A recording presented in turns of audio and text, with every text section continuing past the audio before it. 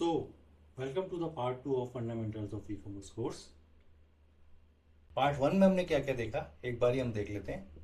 Part one में हमने देखा ऑनलाइन में क्या क्या बेचा जा सकता है, प्रोडक्ट और सर्विसेज। फिर हमने देखा प्रोडक्ट कितने टाइप के होते हैं, फिजिकल प्रोडक्ट और डिजिटल प्रोडक्ट। ऑफलाइन और ऑनलाइन बिजनेस में क्या फ़र्क होता है, ऑनलाइन बिजनेस के क्या फ़ायदे होते हैं, शुरुआत आप कहाँ से कर सकते हैं, नए लोग कहाँ से अपना बिजनेस शुरू कर सकते हैं, बिजनेस के टाइप्स क्या क्या होते हैं, B2C, B2B, C2C, D2C, ये सब भी हमने देखा। ऑनलाइन सेलिंग के प्लेटफॉर्म्स हमने जाने, मार्केट प्लेसेस जैसे Amazon, Flipkart, Meesho, e commerce की वेबसाइट। आप अपने खुद के ब्रांड की अपनी पर्सनल वेबसाइट बनाकर बेच सकते हैं। सोशल मीडिया से सेलिंग करते हैं, इंस्टाग्राम, फेसबुक, व्हाट्सएप और ड्रॉप शिपिंग से आप अपना बिजनेस शुरू कर सकते हैं। मार्केट प्लेस क्या होता है ये हमने देखा, अपनी वेबसाइट से सेलिंग, सोशल मीडिया यूज़ करके अपना बिजनेस कैसे कर सकते हैं ये हमने देखा। उसके बाद हमने देखा ई कॉमर्स के कौन कौन से पार्ट होते हैं, ई कॉमर्स के कौन कौन से कंपोनेंट्स होते हैं, प्रोडक्ट लिस्टिंग, प्रोडक्ट की images, shopping cart, payment gateway, order management, shipping services और कस्टमर सपोर्ट। ऑनलाइन बिजनेस शुरू करने के लिए आपको किन चीज़ों की ज़रूरत पड़ती है, आपको कौन कौन से डॉक्यूमेंट्स रिक्वायर्ड होते हैं। तो इंडिया में आपको अगर ई कॉमर्स बिजनेस शुरू करना है तो उसके लिए आपको जीएसटी नंबर की ज़रूरत पड़ती है। शुरुआत में आप अगर अपनी वेबसाइट से सेल कर रहे हैं तो बिना जीएसटी के आप बिजनेस शुरू कर सकते हैं। और मीशो भी ये सर्विस प्रोवाइड करता है, मीशो भी ये फैसिलिटीज़ देता है कि आप बिना जीएसटी के अपने स्टेट में सेलिंग कर सकते हो। अपने स्टेट में मतलब अगर आप राजस्थान के सेलर हो, आप राजस्थान में काम कर रहे हो, तो जो कस्टमर्स हैं आपको सिर्फ राजस्थान से मिलेंगे अगर आप बिना जीएसटी नंबर के अपना बिजनेस कर रहे हैं। और इसके लिए आपको पैन कार्ड की रिक्वायरमेंट रहेगी, आधार कार्ड आपको चाहिए, बैंक अकाउंट की डिटेल्स चाहिए। शुरुआत में आप सेविंग्स अकाउंट भी यूज़ कर सकते हैं, लेकिन बाद में आपको करेंट अकाउंट की ज़रूरत पड़ेगी। सो अगर आप शुरुआत से ही जीएसटी नंबर और करंट बैंक अकाउंट लेकर शुरू करते हैं तो ये ज़्यादा अच्छा रहता है। इसके लिए आपको एक मोबाइल फ़ोन नंबर चाहिए, एक वैलिड मोबाइल जिस पे आपके सारी कम्युनिकेशन होगा, ओटीपी वगैरह आते हैं, ईमेल आईडी चाहिए और एड्रेस प्रूफ चाहिए। सो इन सब चीज़ों के साथ आप अपना बिजनेस शुरू कर सकते हैं। आप अपना ई कॉमर्स बिजनेस शुरू करना चाहते हैं तो शुरुआत में आपको कुछ बातों का ध्यान रखना चाहिए जिससे कि बाद में आपको प्रॉब्लम ना हो और साथ ही आप नुकसान से भी बच सकते हैं। तो सबसे पहले छोटे लेवल से आपको शुरुआत करनी चाहिए। आपको शुरुआत में ही बहुत सारी इन्वेंट्री खरीदने की या बहुत सारे प्रोडक्ट खरीद के रखने की ज़रूरत नहीं है।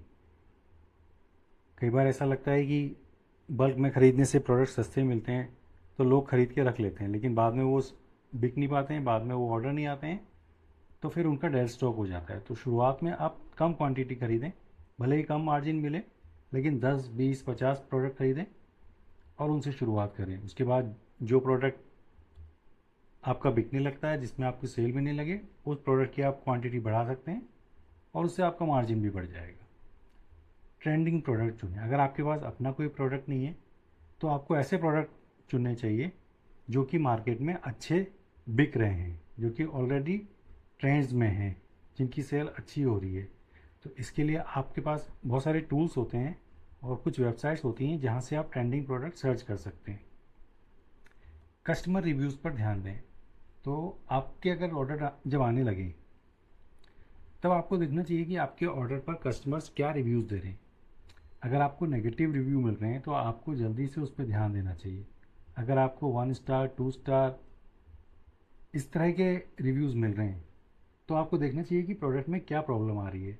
प्रोडक्ट की क्वालिटी ख़राब है, प्रोडक्ट में कुछ प्रॉब्लम है, या प्रोडक्ट रास्ते में डैमेज हो जा रहा है, पैकेजिंग का इशू है, या प्रोडक्ट की प्राइसिंग में कोई इशू है। तो ये सारे इश्यूज़ को आपको एड्रेस करना बहुत ज़रूरी है। तो जब आपकी सेल थोड़ी ही हो तभी आप इन प्रॉब्लम्स को अगर ध्यान देंगे तो आगे आप प्रॉब्लम से बच सकते हैं। आपको और दूसरी बात है कि आपको जो इश्यूज़ आ रहे हैं उनके ऊपर आपको जल्दी रिस्पॉन्स करना है। जैसे कस्टमर अगर नेगेटिव रिव्यूज़ दे रहे हैं तो आपको जल्दी से उस पर रिस्पॉन्ड करें। अगर मार्केट प्लेस की तरफ से कोई आपके पास मैसेजेस आए हैं या कोई इन्फॉर्मेशन आपको मिली है तो उस इन्फॉर्मेशन पर आप जल्दी ही जवाब दें या रिस्पॉन्ड करें या उस पर एक्शन लें। साथ ही अगर कस्टमर ने कोई क्वेरी की है, कोई सवाल पूछा है, तो उन्हें भी आप टाइम टू टाइम जवाब दें। तो ये सारी चीज़ें आप अलर्ट रह के जल्दी कर सकते हैं। लगातार सीखते रहें, आपको लगातार सीखते रहना पड़ेगा। मार्केट प्लेसेस में पॉलिसीज़ लगातार बदलती रहती हैं, नई नई टेक्नोलॉजीज़ आ रही हैं, नए नए प्रोडक्ट्स आ रहे हैं, नए नए सेलर्स मार्केट में आ रहे हैं और वो नई नई चीज़ें लेकर आ रहे हैं। जैसे एआई की इमेजेस आ रही हैं, एआई से वीडियोस बन रहे हैं, प्रोडक्ट के डिस्क्रिप्शन भी एआई से बन रहे हैं। तो नई नई टेक्नोलॉजी, क्या क्या चेंजेस आ रहे हैं, किस तरह से आप नई नई चीज़ों को अपना के अपनी सेल बढ़ा सकते हैं या अपने जो लिस्टिंग है उसको और ज़्यादा इम्प्रेसिव बना सकते हैं, इस पर आपको ध्यान देना चाहिए। तो मार्केट में जो जो नई नई चीज़ें, नई नई टेक्नोलॉजी आ रही है, नई नई इन्फॉर्मेशन आ रही हैं, नए प्रोडक्ट्स आ रहे हैं, ये सब के बारे में आपको लगातार सीखते रहना पड़ेगा। और अगर आप मार्केट प्लेसेस पर बेच रहे हैं या अपनी वेबसाइट पे भी बेच रहे हैं तो आपको कोशिश करना चाहिए कि आप फेक प्रोडक्ट्स या डुप्लीकेट प्रोडक्ट या दूसरे बड़े ब्रांड से मिलते जुलते पैकेजिंग या नाम वाले प्रोडक्ट ना बेचें। अगर आप डुप्लीकेट प्रोडक्ट बेचते हैं, फेक प्रोडक्ट बेचते हैं, तो मार्केट प्लेस आपको बैन कर सकता है और दूसरा आपके कस्टमर्स के रिव्यूज़ भी आपको ख़राब मिलेंगे, तो बाद में आपको प्रॉब्लम हो सकती है। तो आप कोशिश करो कि या तो आप अपना खुद का ब्रांड रजिस्टर करा के उससे प्रोडक्ट बेचें, या अगर आप किसी और ब्रांड का प्रोडक्ट बेचना चाहते हैं तो उसके लिए ब्रांड का अप्रूवल आपको लेना पड़ता है। तो वो ब्रांड अप्रूवल लेके उस प्रोडक्ट को बेचें या फिर डुप्लीकेट और फेक दिखने वाले प्रोडक्ट अवॉइड करें। उसके बाद आती है रिटर्न और रिफ़ंड की पॉलिसी। मार्केट प्लेसेस में, अलग अलग मार्केट प्लेसेस में अपनी अपनी रिटर्न और रिफ़ंड की पॉलिसीज़ होती हैं कि कुछ लोग कहते हैं कि प्रोडक्ट 7 दिन में रिटर्न कर सकते हैं, किसी में 15 दिन की पॉलिसी होगी, किसी में 30 दिन की पॉलिसी होगी। अलग अलग कैटेगरी के लिए भी अलग अलग टाइप की रिटर्न और रिफ़ंड पॉलिसीज़ होती हैं। कुछ प्रोडक्ट होते हैं जिनको आप रिटर्न और रिफ़ंड कर सकते हैं, जैसे कि कपड़े वगैरह है, उसको लोग रिटर्न करके पैसे ले सकते हैं वापस। और कुछ प्रोडक्ट्स होते हैं जैसे कि इलेक्ट्रॉनिक्स, टॉयज़ हो गए, इसमें आप रिप्लेसमेंट ले सकते हो। मतलब इसमें ओनली रिप्लेसमेंट मिलता है। अगर आपका प्रोडक्ट ख़राब डिलीवर हुआ है, डैमेज हुआ है, तो उसके बदले में आपको दूसरा प्रोडक्ट मिल जाएगा, आप उसको रिटर्न करके पैसे नहीं ले सकते। तो इस तरह की भी पॉलिसीज़ होती है। कुछ प्रोडक्ट ऐसे होते हैं जो कि नॉन रिटर्नेबल कैटेगरी में आते हैं। नॉन रिटर्नेबल कैटेगरी में कौन से प्रोडक्ट्स आते हैं, जैसे कि अंडर गारमेंट्स हो गए, जैसे कि कस्टमाइज प्रोडक्ट हो गए। अगर आपने कोई प्रोडक्ट ख़रीदा है, उस पर अपना नाम या फ़ोटो प्रिंट करके आपने कुछ ख़रीदा है, तो वो नॉन रिटर्नेबल की कैटेगरी में आते हैं। तो आप अपनी कैटेगरी के लिए आप देखें कि उसमें रिटर्न और रिफ़ंड की क्या पॉलिसी है, फिर उस पॉलिसी के हिसाब से आप प्राइसिंग डिसाइड कर सकते हैं। जैसे कि अगर नॉन रिटर्नेबल प्रोडक्ट है तो उसमें आप कम मार्जिन में भी काम कर सकते हैं क्योंकि आपके रिटर्न नहीं आएंगे। अगर रिटर्नेबल प्रोडक्ट है तो उसमें आपके रिटर्न्स आएंगे और उसमें आपको मार्जिन ज़्यादा रखना पड़ेगा। तो किसी भी बिजनेस में सबसे ज़रूरी चीज़ होती है आपका प्रोडक्ट। आप क्या प्रोडक्ट बेचते हैं इस पर डिपेंड करता है कि आप कितना प्रॉफिट मार्जिन कमाएंगे, आप कितना अच्छा मार्केट में परफॉर्म करेंगे और आप कितना आगे तक बिजनेस को लेके जा सकते हैं। तो अगर आपने गलत प्रोडक्ट चूज़ कर लिया तो आपके रिटर्न ज़्यादा होंगे, आपका मार्जिन कम होगा, आपको कई तरह की दूसरी प्रॉब्लम्स फेस करनी पड़ती हैं। हो सकता है आपका प्रोडक्ट बिके ही ना। तो सबसे पहले आपको डिसाइड करना पड़ेगा कि आप किस कैटेगरी में काम करना चाहते हैं। कैटेगरी क्या होती है, जैसे कि एक कैटेगरी हुई होम एंड किचन। इसमें होम एंड किचन से रिलेटेड घर में काम आने वाली चीज़ें, इस तरह के प्रोडक्ट बेचे जाते हैं। फिर आएगा फैशन। फैशन में अपने अपैरल्स, ज्वेलरी, कपड़े, जीन्स, टी शर्ट, इस तरह की चीज़ें फैशन के अंदर आती हैं। फिर हो गया कार एसेसरीज, जैसे कार से रिलेटेड क्लीनिंग के, कार का cover, car bikes to accessories, इस तरह की चीज़ें इस कैटेगरी में आती हैं। तो आपको पहले डिसाइड करना पड़ता है कि आप कौन सी कैटेगरी में काम करना चाहते हैं।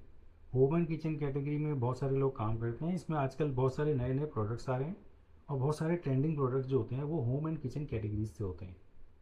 तो ये एक अच्छी कैटेगरी है काम करने के लिए। अब ऑनलाइन मार्केट रिसर्च कैसे करते हैं, आप कैसे रिसर्च करोगे कि कौन सा प्रोडक्ट मार्केट में चल रहा है, कौन सा नहीं चल रहा है, या नए प्रोडक्ट आने वाले कौन से हैं, इसके लिए एक तरीका है अमेज़न ट्रेंडिंग प्रोडक्ट्स। आप गूगल पे जाके अमेज़न ट्रेंडिंग प्रोडक्ट सर्च करेंगे तो आपके पास एक लिंक आएगा, उसमें अमेज़न के जो ट्रेंडिंग प्रोडक्ट्स हैं वो दिखाई देंगे। वो अमेज़न की वेबसाइट पे आपको लेके जाएगा और वहाँ आपको अमेज़न पे जो नए नए प्रोडक्ट्स आ रहे हैं या जो प्रोडक्ट्स ट्रेंडिंग में हैं वो प्रोडक्ट्स आपको दिखाई देने लगेंगे। तो उनसे आप रिसर्च कर सकते हो कि कौन से प्रोडक्ट आपको चूज़ करने हैं। और इसके साथ ही बहुत सारे टूल्स होते हैं, पेड टूल्स होते हैं, वो आपको प्रोडक्ट रिसर्च में मदद करते हैं। तो उन पेड टूल से भी आप अपने प्रोडक्ट की रिसर्च कर सकते हैं और पता लगा सकते हैं कि कौन सा प्रोडक्ट आपको बेचना चाहिए। तो सबसे ज़रूरी है कि आप काम शुरू करने से पहले प्रोडक्ट पर अच्छे से ध्यान दें। आप पहले ठीक से प्रोडक्ट रिसर्च करें और 2-3 प्रोडक्ट फाइनल करें, फिर थोड़ी क्वांटिटी में उन प्रोडक्ट को लेके लिस्टिंग करके शुरुआत करके देखें। अगर आपको अच्छे रिजल्ट मिलते हैं तो फिर क्वांटिटी बढ़ाइए। प्रोडक्ट का सिलेक्शन में ये भी ध्यान रखना चाहिए कि प्रोडक्ट का साइज़ और वेट कितना है। अगर आप बड़े प्रोडक्ट बेचोगे, बड़े साइज़ के प्रोडक्ट बेचेंगे तो उसमें आपको कोरियर चार्जेस बहुत ज़्यादा लगेगा और उसमें आपकी शिपिंग की दिक्कत आएगी, डिलीवरी की प्रॉब्लम आती है, वेयर हाउस की दिक्कत आएगी। आप बड़े बड़े प्रोडक्ट कहाँ जमा करके रखोगे, उसके लिए बड़ी जगह लेनी पड़ेगी। तो आप देखें कि प्रोडक्ट जो है वो छोटा साइज़ का हो, उसका वेट कम हो।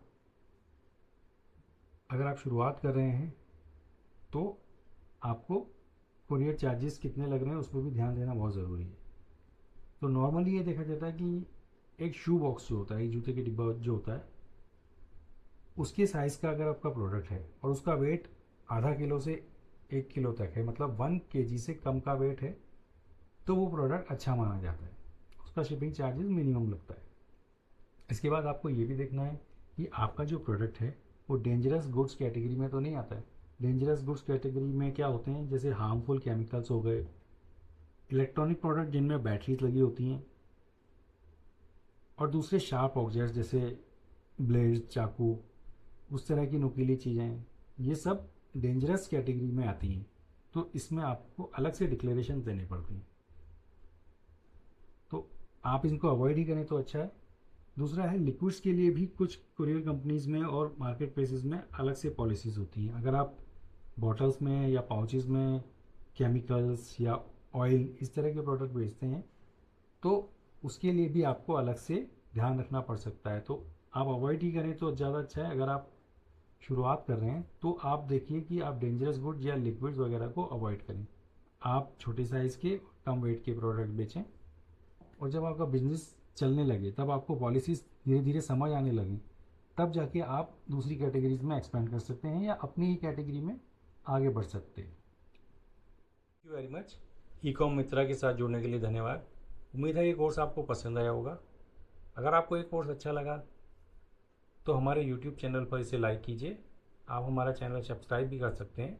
साथ ही आप हमें फेसबुक और इंस्टाग्राम पर फॉलो करके रेगुलर अपडेट पा सकते हैं। तो अगर आप आगे अमेज़न, फ्लिपकार्ट या मीशो के स्पेशलाइज्ड कोर्स लेना चाहते हैं तो हमारी वेबसाइट विजिट कर सकते हैं।